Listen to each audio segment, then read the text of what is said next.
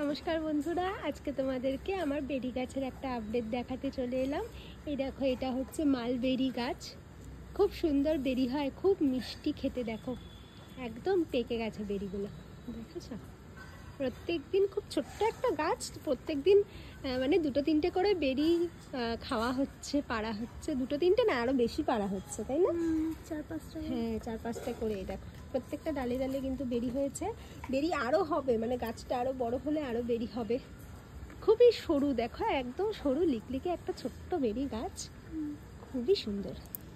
দেখো আবার ছোট ছোট ফুল এসছে কিন্তু, এই যে এইগুলো দেখতে পাচ্ছ, এই যে এইগুলো হচ্ছে ছোট ছোট বেরি ফুল।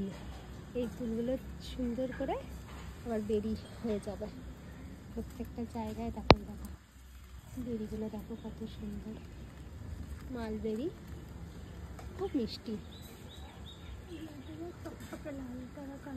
কত সুন্দর। এই একটা বেরি আমি তুলছি।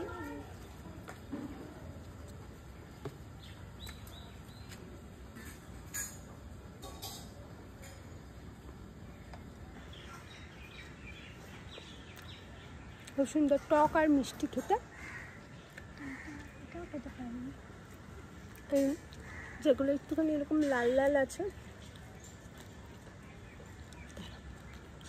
এরকম একটু লাল লাল আছে, সেগুলো একটু টক টক, টক আর মিষ্টি দুটো মেশানো। আর যেগুলো একদম কালো হয়ে যায় সেগুলো বেশি মিষ্টি। তো আমার টক মিষ্টিটাও খেতে ভালো লাগে বেশ। ছিটতে একটু